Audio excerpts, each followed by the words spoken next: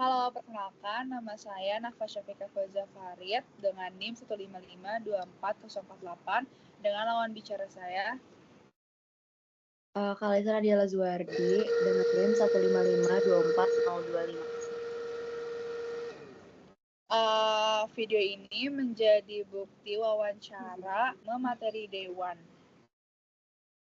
Boleh? Oke, jadi di sesi FGD itu kita ngebahas tentang sebenarnya basically itu potensi Indonesia dalam ocean, dalam kayak kemaritiman. Nah, di sini dengan judulnya tuh Indonesia Panen Ombak. Di sini tuh ngejelasin pokoknya Indonesia sebagai negara kepulauan dengan 70% bagiannya tuh laut kan. Intinya tuh lebih ngejelasin kayak banyak banget loh potensi Indonesia di bidang kelautan yang belum di-embrace. Gitu. Kayak yang pertama, potensi ombaknya sendiri itu bisa dijadikan pembangkit listrik karena mencapai 60 gigawatt atau 30% dari kapasitas pembangkit listrik nasional. Nah, salah satu caranya adalah dengan memanfaatkan lokasi yang strategis, kayak misalkan memilih pantai selatan Jawa dengan kapasitasnya tuh 5,9 gigawatt. Nah, di sana tuh dia menjadi pulau paling besar atau pantai paling besar karena langsung ketemu sama Samudra Hindia dan melalui arah angin muson. Nah, terus di sini kita juga ngebahas tentang kriteria lokasi ideal buat memasang alat pembangkit listrik. Yang pertama kita harus meninjau dari ketinggian gelombangnya yang stabil sekitar minimal tuh 1,5 sampai 2 meter. Terus yang kedua kita juga harus meninjau tentang aspek geografisnya sendiri. Kayak yang tadi tuh pantai selatan bisa jadi salah satu opsi karena dia yang kuatannya paling kuat. Terus ada pertimbangan lingkungan dan sosial. Jadi kalau lingkungan dan sosial itu lebih ke banyak alat-alat yang udah dipasang di Indonesia, tapi karena lingkungannya tidak mendukung, kayak SDM-nya tidak mendukung, jadinya gagal. Waktu itu katanya pernah dipasang juga alat pembangkit listrik, tapi akhirnya alatnya tuh dicomot-comotin sama masyarakat sekitar. Jadinya kayak harus ada pertimbangan lingkungan dan sosial juga. Terus kedalamannya sesuai dan bukan kawasan konservasi. Sama dari aspek ekonomi juga harus dilihat juga, apalagi sekarang banyak prioritas lain. Soalnya kan alatnya mahal, terus maintenance-nya juga mahal.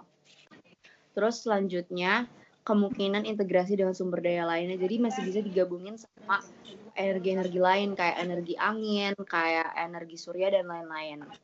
Nah, terus di sini kita juga dikenalin sama studi kasus global. Jadi tuh gak cuman Indonesia doang, tapi di luar negeri juga udah mulai nerapin si pembangkit listrik ini. Kayak contohnya di Portugal, di Skotlandia, sama di Australia.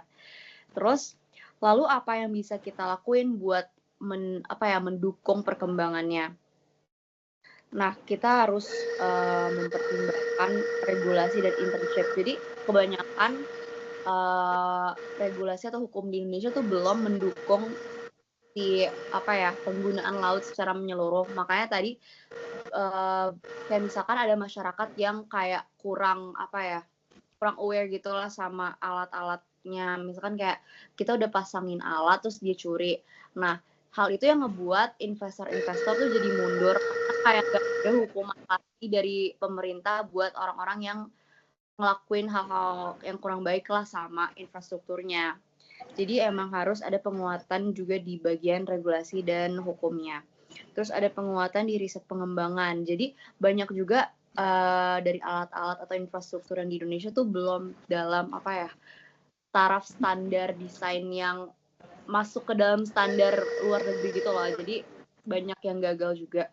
Terus kita juga harus memperkuat SDM kayak yang tadi dibilangin. Seperti kayak pengembangan kurikulum di bidang teknik lautan. Terus pertanyaannya, jadi kenapa masih dilanjutin nih proyek? Karena di era Prabowo katanya mulai dikembangin lagi. Katanya gitu. Itu dilanjutnya di mana, Zu? Apa dilanjutinnya? Maksudnya, jadi Prabowo tuh ceritanya katanya Prabowo tuh mau ngembangin lagi di sana gitu di bidang sana. Dengan targetnya tuh yang super gede gitu. Di era Prabowo. Apa di Kenapa? mana sih? Di mana ininya? Dibangunnya di mana?